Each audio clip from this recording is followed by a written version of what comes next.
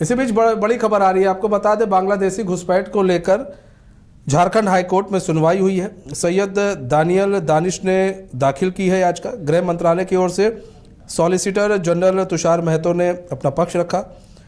उन्होंने कहा कि केंद्र की ओर से कॉन्सोलिडेटेड एफिडेविट फाइल होगा। राज्य की ओर से एफिडेविट में घुसपैठ की बात नहीं है। पिछली सुनवाई में राज्य की ओर से एफिडेविट फाइल हो चुकी है। राज्य के एफिडेविट में गलत तथ्य होने पर अवमानना का केस भी होगा। हाईकोर्ट ने ये बात कही है। 12 सितंबर को फिर सुनवाई होनी है। तो बड़ी खबर बता रहे, बांग्लादेशी घुसपैठ के मामले में झारखंड हाई कोर्ट में सुनवाई हुई है। सैयद दानियल दानिश ने दाखिल की है याचिका। गृह मंत्रालय की ओर से सॉलिसिटर जनरल तुषार महतो ने अपना पक्ष रखा।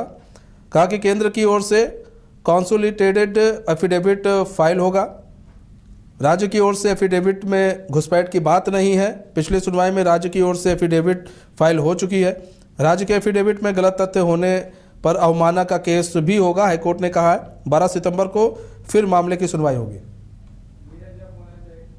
हमारे साथ नीरज जुड़ चुके हैं पूरी जानकारी के साथ, हमारे संवाददाता फोन लाइन पर। नीरज, बांग्लादेशी घुसपैठ मामले में हाईकोर्ट में आज सुनवाई हुई है, क्या कुछ कोर्ट में कहा गया है?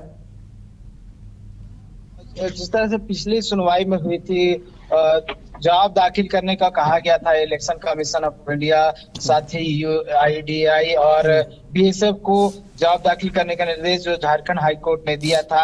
आज मामले की सुनवाई हुई और मामले की सुनवाई के दौरान गृह मंत्रालय की ओर से solicitor general of India Tushar Mehta ने पक्ष रखते हुए कहा है कि केंद्र की ओर से कॉन्सोलिडेटेड एफिडेविट जो है वो फाइल किया जाएगा, इसके लिए समय दिया जाए। जिसके बाद झारखंड हाई कोर्ट ने उन्हें समय दिया है और अगली तारीख जो है वो 12 सितंबर की निर्धारित की गई है सुनवाई के लिए। साथ ही क्योंकि इससे पहले जब सुनवाई हुई तो राज्य के एफिडेविट में गलत तथ्य होने पर अवमानना का केस होगा। हाईकोर्ट ने ये बात कही है। और आपको बता दें कि आज बांग्लादेशी घुसपैठ मामले में झारखंड हाईकोर्ट में सुनवाई हुई है। सैयद दानियल दानिश ने ये याचिका दाखिल की। गृह मंत्रालय की ओर से सॉलिसिटर जनरल तुषार महतो ने अपना पक्ष रखा। कहा कि केंद्र की ओर से कॉन्सोलिडेटेड एफिडेविट फाइल होगा। राज्य की ओर से एफिडेविट में नहीं है घुसपैठ की बात। हमारे साथ हमारे संवाददाता नीरज एक बार फिर से जुड़ चुके हैं। नीरज, अपनी बात को रखें। देखिए, बांग्लादेशी घुसपैठ मामले में एक बार फिर से झारखंड हाईकोर्ट में सुनवाई हुई है।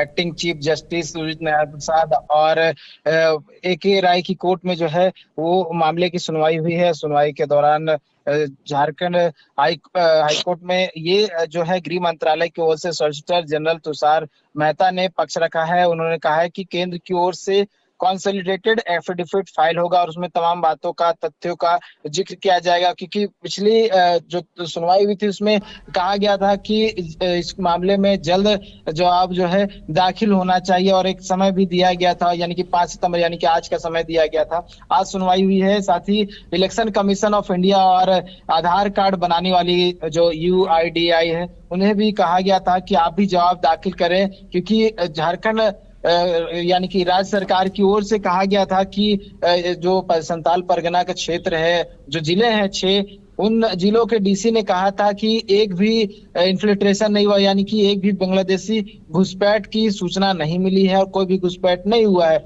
ये एफिडेविट राज्य सरकार की ओर से फाइल किया गया था। जिसके बाद झारखंड हाई कोर्ट ने पूछा था कि अगर इन्फिल्ट्रेशन नहीं हुआ है, घुसपैठ नहीं हुआ है, तो जो ट्राइबल की जनसंख्या एक समय 44% हुआ करती थी वो घटकर 21% कैसे हो गई, इसका आधार क्या है? इसके बाद जो है इलेक्शन कमीशन ऑफ इंडिया को ये कहा गया था कि आधार जो पहचान पत्र बनता है उसका क्या कुछ आधार रखा जाता है वो पेश किया जाए हाईकोर्ट में। साथ ही जो आधार कार्ड बन रहा है उसके क्या कुछ आधार बन रहे हैं वो भी झारखंड हाईकोर्ट में पेश किया जाए। और पिछले तारीख में जो है दोनों को जवाब दाखिल करने का निर्देश दिया गया था।